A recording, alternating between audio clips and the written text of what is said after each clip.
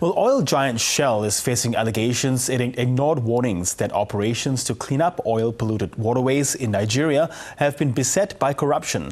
The allegations were laid bare in a BBC investigation just days before London's High Court began hearing a lawsuit brought on by thousands of Nigerians against Shell over oil spills in the Niger Delta.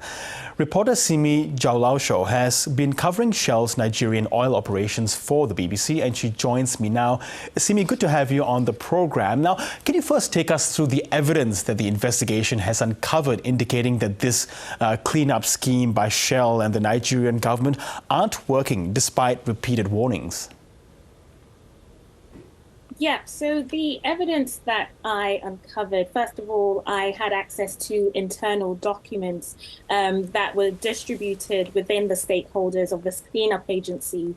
And the accusations include that there were falsified lab results. So clean water, or contaminated water rather, was labeled clean, and contaminated soil was labeled clean.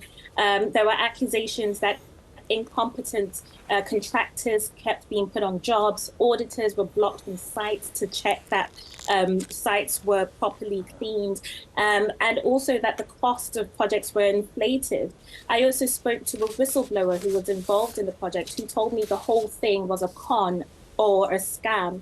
Just to put it into context, so this cleanup operation was put together after a UN report in 2011 found that the pollution in the Niger Delta was very severe.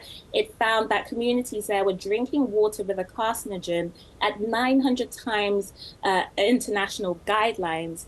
And it said that a cleanup operation needed to be put in place and would take up to 30 years. So oil companies, including Shell, part-funded this operation, which was led by the Nigerian government. And this is the operation that I found. This whistleblower who worked on it told me that it's been a sort of farce. He used the word scam and con.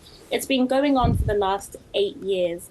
But I also visited sites in the Niger Delta, specifically an area called Bodo, in which Shell was compelled to clean after it lost a court case in 2015. Shell was also compelled to pay £55 million to the local community there.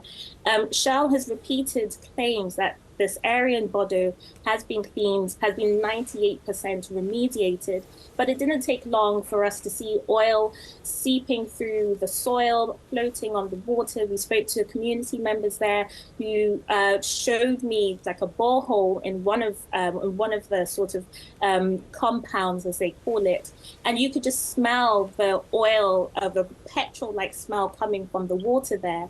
And these are areas that not only Shell, but a local initiative has claimed has been cleaned. Shell did respond to these allegations, and they said that they do clean up spills, especially from their facilities, and they have compensated communities. And they said it's been challenging for them to clean up in these areas. But speaking to the local communities, speaking to the whistleblower and others who have been involved in the cleanup agency, they say enough just hasn't been done. And despite these allegations being put forward to them, despite continuous warnings in meetings with Shell representatives, with representatives of the Nigerian government, that they've just been ignored for years. Yes, and you've painted a very shocking picture of the condition of the water condition and those who have to consume that. What have been the health impacts? Because, you know, it sort of reeks of generational suffering, because this has been going on for many decades now.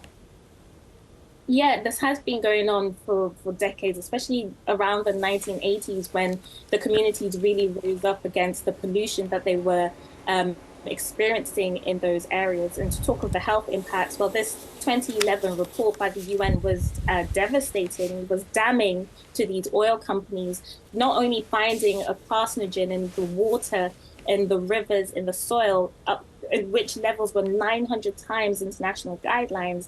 They also found that drinking those waters has had a severe impact on the health of the people there, neurological issues. And also speaking to one woman who told me that she had lost 8 kids. Her sort of theory is that because they've been drinking contaminated water, it's been affecting her family. And that's a story that I heard repeated in several households, where people were saying they've had like their parents and grandparents and cousins and brothers and so on all of a sudden get sick, and for some reason doctors can't exactly point out why. Their theory is because of the pollution in this area. There have been several medical theories that people living within the Niger Delta, for example, have a lower life expectancy of about 10 years compared to Nigerians in other states in the country. That's not been medically verified, but I did speak to someone at the UN who did say that they are looking forward to doing a report on the health impact specifically of oil pollution within that area. Yes, now Shell is blaming, oil spills and ongoing leaks in that region to sabotage, theft and illegal oil refining. Is that happening as well, as far as you know?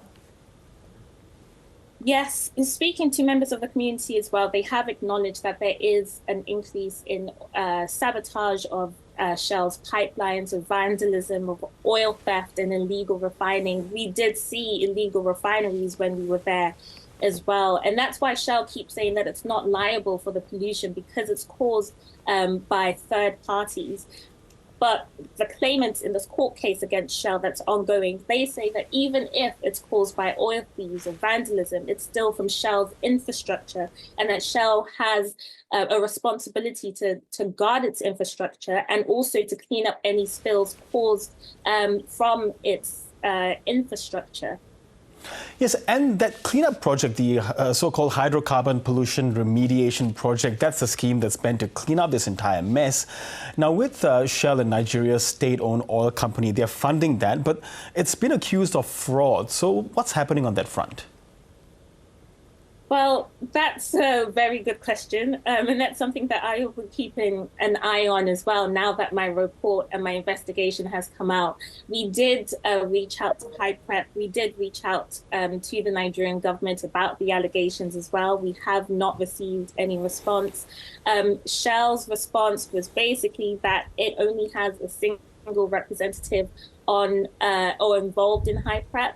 And because Shell doesn't run HyPrep, they are not responsible for what has happened through HyPrep. Now I've spoken to my whistleblower after the fact, and unfortunately they don't have any hope that much will change. And they say that what we can focus on is on the ongoing court case against Shell, and that's between 50,000 locals in the Niger Delta. They've taken Shell to court here in London, saying that Shell has breached their right to a clean environment and that Shell should be held liable for oil spills between 1989 and 2020. So the hope is that they would win this case and get some sort of compensation from Shell for the loss of livelihoods, and Shell would be compelled to clean up their homelands.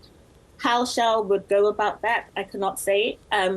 One would hope there would be some sort of reform with HyPrep. The whistleblower I did speak to said there were certain people involved in HyPrep that has allowed the corruption to flourish, and their hope is that that person or those people will be removed from the operation, that HyPrep can be successful if the right people are put in place and the right processes are put in place as well. So the hope is, with the allegations being made clear, that the parties involved will do something, because at the end of the day, like the people I spoke to in the Niger Delta told me, they are the ones that are suffering. The oil companies can come and go. The Nigerian government can come and go, but they're the ones that are going to have to live with the pollution because that's their homeland and they don't have anywhere else to go.